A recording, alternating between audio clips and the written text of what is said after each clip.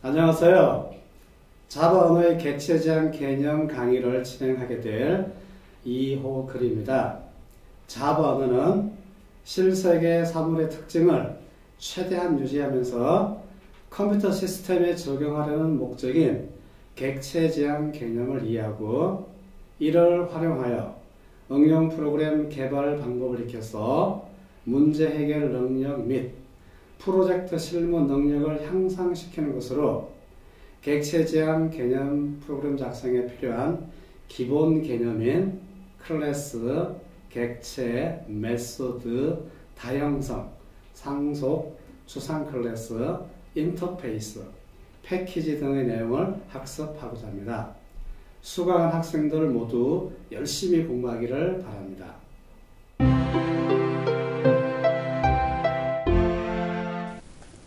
객체 제한과 클래스의 첫 번째 시간입니다. 객체 제한의 개요에 대해서 설명을 하도록 하겠습니다. 학습 목표로는 객체 제한 개념과 객체 제한의 특징을 설명할 수 있습니다. 객체 제한 언어의 역사를 살펴보도록 하겠습니다.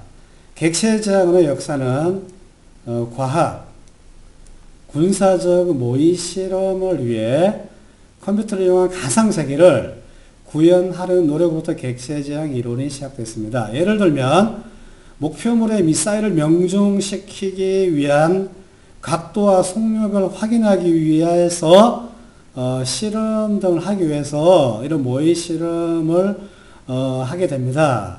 그래서 현실 세계를 컴퓨터 속에 만드는 즉 그 가상 세계를 구현하려고 노력하는 이 모든 과정에서 객체 제한 이론이 시작이 됐습니다. 1960년대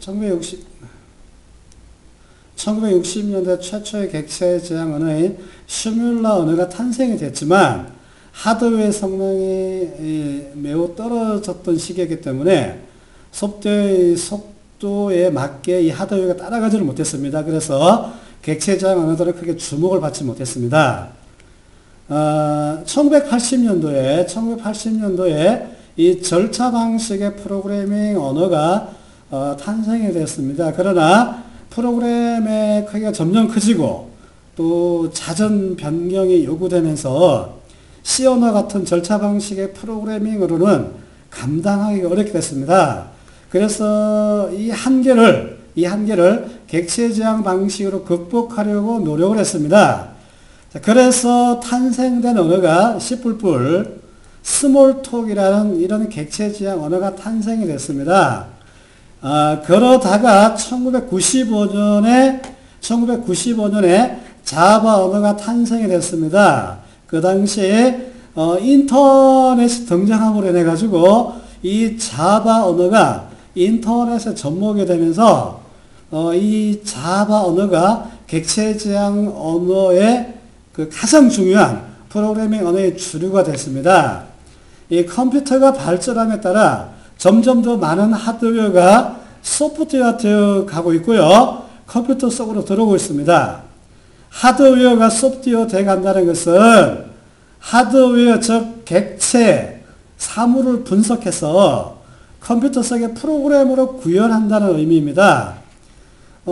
예를 들면 오디오를 소프트웨어적으로 구현하는 것은 위앰프이고요. TV, 비디오는 곰플레이어 같은 동영상 플레이어가 대표적인 예고요. 자바 버추얼 머신 역시 컴퓨터라는 하드웨어를 소프트웨어로 구현한 것입니다. 미국에서는 컴퓨터 같은 의미로 머신이라는 단어를 사용하기 때문에 버추얼 머신이라는 것은 버추얼 컴퓨터 즉 가상 컴퓨터, 소프트웨어로 만든 컴퓨터라는 의미입니다. 요즘은 세컨드 라이프와 같이 실제 세계를 그대로 소프트웨어화해서 구현해 놓은 프로그램들도 나와 있습니다.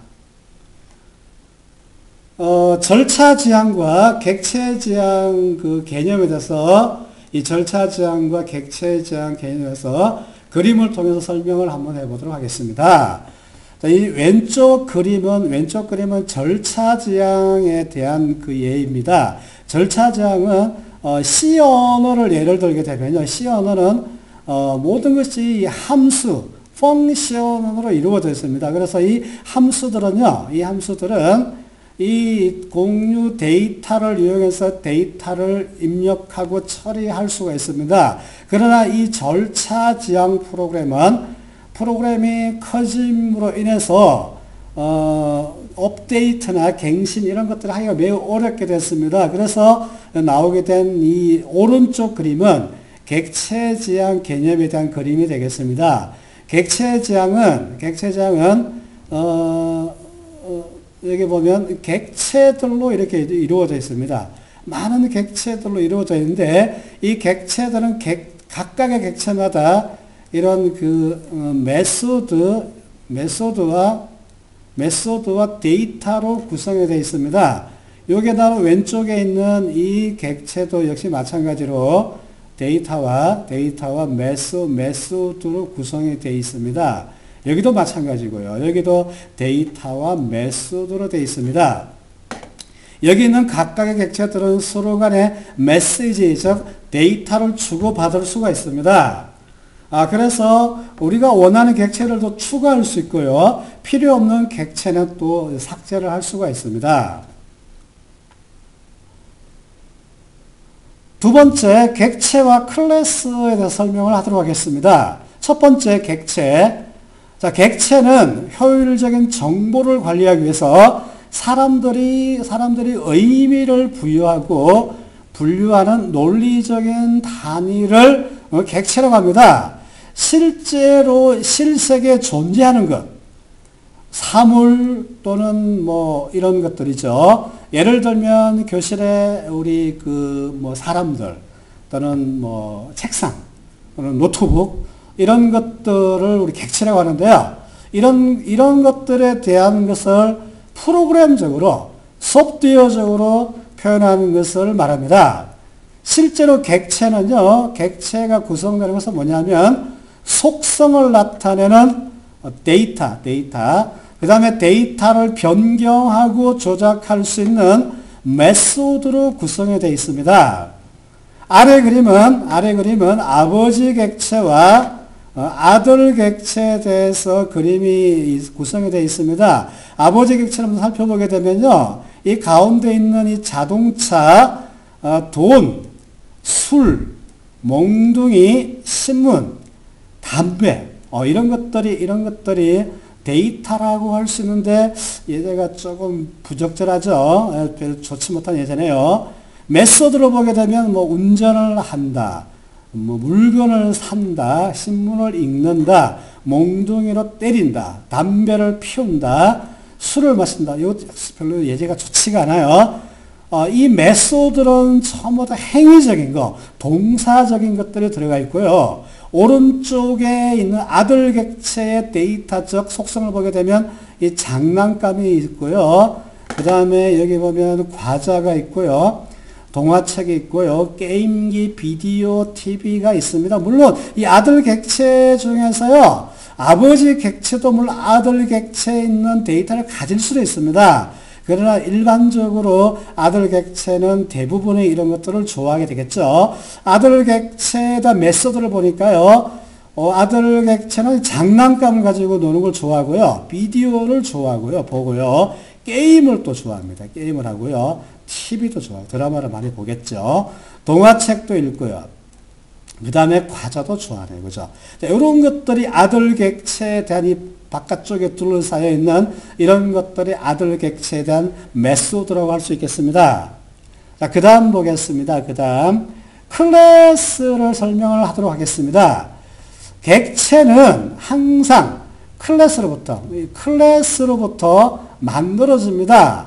즉 클래스는 뭐냐면요. 객체를 생성하는 형판, 영어로 템플레이트라고 하는데요. 즉 무슨 말이냐면 우리가 어떤 건물이나 또는 뭐 컴퓨터나 책상을 만들 때 반드시 설계도가 필요합니다. 설계도. 우리 인간도 하나의 객체이기 때문에요. 우리 인간 속에 보게 되면요. DNA라는 유전자가 있습니다. 그거는 뭐냐면요. 우리 인간을 만든 인간의 그 게놈 지도, 설계도를 말하는 것입니다. 설계도가 없으면요. 객체를 만들 수가 없습니다. 그래서 이 클래스는요, 설계도라고 또 우리가 표현할 수 있겠습니다. 클래스는요, 두 가지 구성 요소로 대부분 구성이 되어 있습니다. 그 구성 요소가 뭐냐면, 여기 보니까요, 여기 보니까 필드, 요 자료구조 필드가 우리는 보통 아까 데이터 속성이었고요. 그 다음에 연산 메소드로 이렇게 클래스가 구성이 됩니다. 클래스로부터 생성된 객체를 영어로 인스턴스라고 이야기하는데, 자바에서는 보통 객체라고 많이 표현을 하게 됩니다. 여러분들은 객체라고 이렇게 이해를 하시면 되겠습니다. 정보 처리, 실제 프로그램의 데이터 처리는 클래스가 아니라 객체입니다, 객체.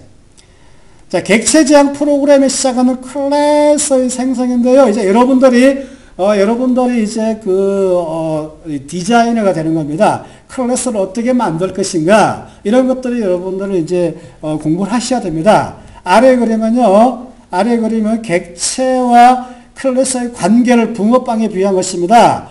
여기 밑에 왼쪽 그림을 보게 되면요, 붕어빵을 만드는 붕어빵 틀, 이거를 우리는 클래스라고 하고요.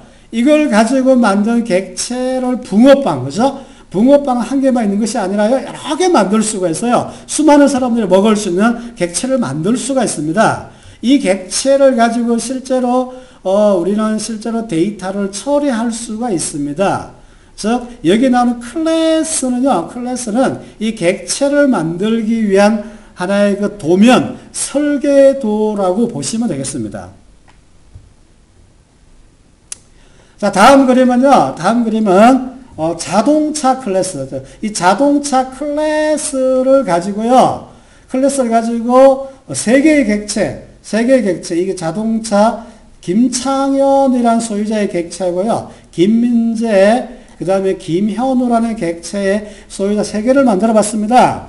자동차 클래스의 이 속성과 메소드를 보게 되면요, 속성은 여기 보니까요, 이 소유자가 누군가에 대한 이 속성이 들어가야 되고요. 그 다음에 자동차 색깔은 어떤가? 그 다음에 제조회사는 예를 들면 현대자동차라든지 기아라든지 BMW라든지 벤츠라든지 이런 것들을 나타내고요.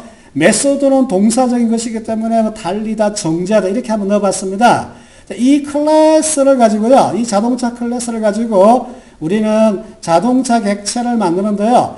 여기 보면 왼쪽에 여기 객체가 있죠? 여기 그죠? 자동차 객체가 여기 왼쪽에 하나 있고요. 그 다음에 가운데가 있고요. 그 다음에 오른쪽에도 객체가 있네요. 그죠? 지금 이 그림은 자동차 클래스, 자동차 클래스를 가지고요, 세 개의 객체를 만들었지만, 세 개의 객체만 만드는 것이 아니라요, 내가 만들고 싶은 모든 객체 여러 개 만들 수가 있습니다. 그 다음 넘어가겠습니다. 객체 저항의 특징을 살펴보도록 하겠습니다. 객체 저항의 특징 첫 번째가 뭐냐면 캡슐화라고, 영어로 뭐라고 하냐, 인캡슐레이션이라고 합니다. 우리가 감기에 걸렸을 때요, 여러분 감기약 많이 먹어봤죠? 캡슐이라든 약을 먹어보셨잖아요. 이 캡슐은요, 약을 보호하는 거예요. 여러분들이 그 약을 좀 편하게 삼키기도 하고요. 그 다음에 이 약이요, 위로 넘어갔을 때 위산이 분비되면서 이 캡슐의 껍질이 이제 위산에 녹아서 약이 이제 효과를 발휘하게 되겠죠. 그래서 이 약을 둘러싸고 있는 이 캡슐은요, 약을 보호하는 것입니다. 그래서 이 캡슐 약에는 많은 성분이 포함되어 있지만, 단순히 감기를 낫게 해준다는 그런 우리 사람들은 생각밖에 안 해요. 그래서 이 감기약의 성분이 뭐가 들었고 구체적으로 알 필요는 없습니다. 우리는요, 약의 효과만 알고 우리 약을 먹으면 돼요. 그래서 여러분들이 자세한 성분이나 제조 방법은 알 필요가 없어요. 왜냐하면 이것들은 제약회사에서 만들었겠죠. 그죠? 우리는요, 이게 약이, 어떤 기능이 있다라고만 아시면 되겠습니다. 자, 그래서 이 캡슐을 통해서요, 정보를 엄폐라 말은 숨기다, 하이딩은 숨기다라는 뜻이 있는데요, 객체에 포함된 그 정보의 손상과 오용, 다른 사람들이 그 데이터를 바꾸거나 함부로 쓰는 것을 막을 수가 있겠죠. 그다음 두 번째는요, 객체 내부의 조작 방법이 바뀌어도 사용 방법은 바뀌지 않는다. 그 다음에 데이터가 바뀌어도 객체에 영향을 주지 않아 독립성이 유지가 됩니다. 우리는 그 객체, 클래스로부터 객체를 만들게 되면요, 각 객체에 맞게끔 우리는 데이터를 입력하고 삭제하고 수정할 수 있겠습니다. 그래서 독립성이 유지가 되고요. 그 다음에 그 처리된 결과만 사용함으로 객체의 이식성이 좋습니다.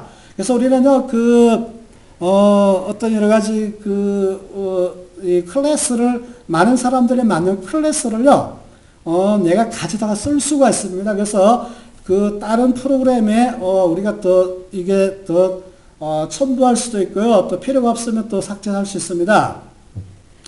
객체를 부품화할 수 있다는 말은 무슨 말이냐. 아까 우리가 객체가 독립적이라고 이야기했죠. 그래서 새로운 시스템 구성에 부품처럼 이렇게 사용할 수가 있습니다. 요런 개념들을 우리는, 캡슐화, 영어로 인캡슐레이션이라고 합니다.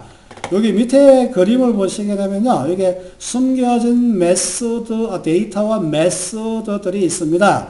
이런 것들을요, 우리는요, 이 외부에서 접근할 때 어떻게 하냐면요, 퍼블릭이라는 단어, 여기 보시게 되면요, 퍼블릭이라는 단어가 있죠? 이걸 접근 제어자라고 합니다.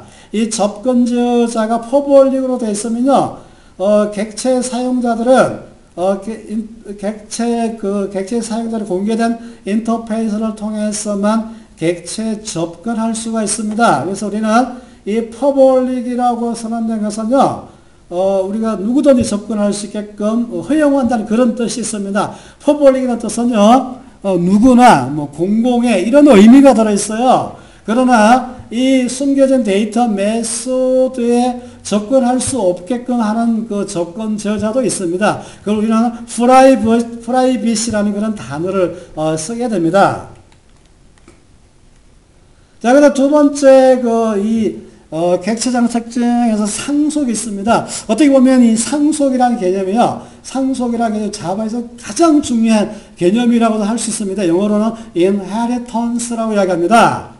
상속의 개념은 뭐냐면요, 일반적으로 봤을 때는 특별히 그 부모님, 아버님이 운명 돌아가시게 되면 자식들이 아버지의 재산을 상속을 받게 돼요.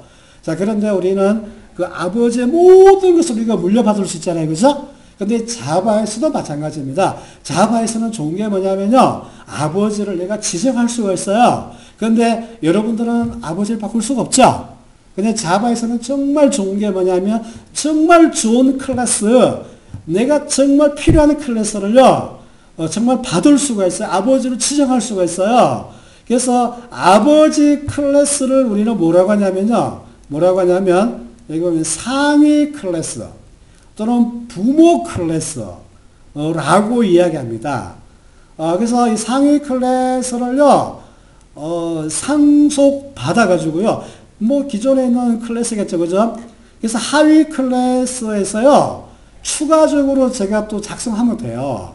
그래서 우리는요, 많은 사람들이 만들어 놓은 그 클래스를 내가 아버지로 만드는 거죠. 아버지로 만들어서 내가 상속받아가지고요, 아버지가 없는 것도 있겠죠? 그러면 내가 추가적으로, 또 데이터나 메소드를 만들 수가 있습니다. 두 클래스를, 이 아버지 클래스와 자식 클래스를, 이 관계를 맺어주는 것을 우리는, 상속이라고 이야기를 합니다. 그 다음에 자손 있죠. 자손 나왔죠. 이거는 자식 클래스라고 합니다. 또는 하위 클래스라고 하고요. 이 자식 클래스, 자손은요, 조상적 아버지의 모든 것들을 받을 수가 있어요. 모든 것들은 이제 데이터나 메소드라고 이야기할 수 있습니다. 근데 이제 이것 외에 생성자가 있습니다. 이제 생성자는, 상속을 받을 수가 없어요. 근데 여기서 모든 멤버라 그러면요, 여러분들은요, 멤버 변수, 즉, 데이터, 속성을 말하죠. 속성과 메소드를 여러분들이 받을 수가 있습니다. 아래 그림은요, 자동차 클래스와 승용차 클래스의 관계를 나타낸 것입니다. 이 자동차 클래스는요, 부모 클래스입니다. 자동차 클래스, 부모 클래스의 모든 것을 이 승용차 클래스가 받을 수가 있어요. 그런데 자동차 클래스로부터 뭔가 받았지만 뭔가 좀 부족한 게 있어요. 그러면 승용차 클래스에서 내가 좀 더 필요한 데이터나 메소드를 우리가 추가적으로 만들 수 있겠습니다. 세 번째는요, 다형성, 영어로 폴리모피즘. 여러분들은 영어 단어로 기억하시면 좋겠습니다. 폴리모피즘이라고 여러분들은요, 여러분들 단어를 이해하시면 좋겠습니다. 다형성 또는 다양하다 이런 뜻을 여러분들이 해석을 해도 좋겠습니다.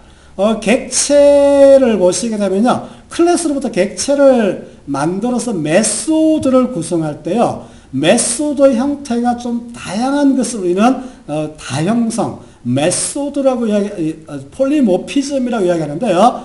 두 가지가 있습니다. 오버로딩과 오버라이딩이 있습니다. 자, 오버로딩은 뭐냐면요, 하나의 클래스에서 동일한 같은 이름의 메소드가 있는데 조금 다른 게 있어요. 뭐냐면 매개 변수의 개수라든지 매개 변수의 데이터 타입이라든지 메소드 이름은 같지만 이런 매개 변수나 매개 변수의 데이터 타입이 다른 경우, 이런 경우를 오버로딩이라고 합니다. 뭐 좀 예를 들면요, 그 쌍둥이를 예를 들을 수 있는데요. 여러분 쌍둥이를 자세히 살펴보면 뭔가 좀 달라요. 쌍둥이는 자세히 보면요, 비슷하지만 뭔가 좀 달라요.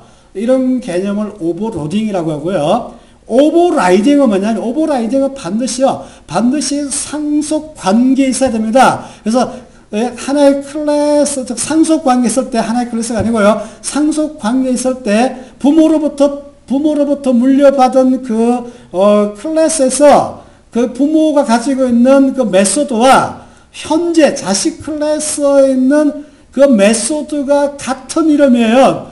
이름이 똑같아요. 메소드 이름과 매개 변수 개수와 타입이 똑같습니다. 이럴 경우를 우리는 오버라이딩이라고 합니다. 자, 오버라이딩을 예를 들면요, 오버라이딩은 뭐 복제인간 여러분 보셨죠? 복제인간이 완벽하게 똑같은 거예요. 그래서 이걸 오버라이딩이라고 합니다. 그래서 오버로딩과 오버라이딩을 우리는 다형성이라고 이야기를 합니다. 이제 객체지향 차별의 특징이에요. 이 다형성의 오버로딩과 오버라이딩이라고 여러분들은 기억하시면 되겠습니다. 아래 그림은요, 자동차 클래스에서 예를 들어서 지금 설명을 하고 있는데요. 밑에 보시게 되면 이 자동차 클래스 여기 보이시죠? 이 자동차 클래스 보시게 되면 여기 속성이 이거는 뭐 별 문제가 될 게 아니고요. 밑에 보시게 되면 뭐 달리다, 정지하다는 이게 오버로딩이 아니고요. 여기 보면 연료를 넣다, 이름 똑같죠? 연료를 넣다. 근데 매개 변수가 다르죠? 경유가 있고 LPG가 있고 금액이 있어요. 그죠? 요런 것도, 요게 지금 우리는 뭐라고 하냐, 오버로딩인데요. 이걸 영어로 폴리모피즘, 다형성이라고 이야기를 합니다. 네 번째는요, 메시지라고 하는데요. 생성된 객체들 사이의 상호관계를 정의한 것이 메시지다라고 되어 있는데, 메시지를 통해서 객체의 일을 시킵니다. 여기 보시게 되면 메시지는 객체 이름, 메소드 이름, 메소드 수행에 필요한 인자, 매개 변수를 포함한다고 되어 있죠. 왼쪽에 사람 객체가 나와 있고요. 오른쪽에 자동차 객체가 나와 있어요. 그죠? 이 사람 객체가요, 이 자동차 객체에 있는 정지하다라는 메소드를 통해서 메시지를 줄 수가 있어요. 이런 객체와 객체 사이에 데이터를 주고받을 수 있고요. 또는 여기서 메소드를 실행할 수가 있습니다. 이런 것들은 메시지라고 이야기를 합니다. 지금까지 배운 내용을 한번 정리를 해보도록 하겠습니다. 객체지향 계열을 한번 살펴보도록 하겠습니다. 객체지향은 실색의 요소들을 속성과 기능으로 표현한 것이다. 자바는 객체지향 언어를 대표하는 성공한 언어이다. 1995년에 나왔죠. 인터넷이 등장하면서 급속도로 발전한 언어가 자바 언어입니다. 클래스와 객체에 대해서 설명을 하도록 하겠습니다. 클래스는 객체를 만드는 형판, 또 다른 말로 하면 설계도 도면이다라고 보시면 되겠습니다. 하나의 클래스에 많은 다수 개의 객체, 그죠? 여러 개의 객체를 생성할 수 있고요. 클래스는 속성과 기능으로 구성되고요. 클래스로부터 객체를 생성하는 과정을 실체화라고 하는데, 객체를 인스턴스, 요것만 기억하시면 되겠습니다. 객체라고만 기억하시면 되겠습니다.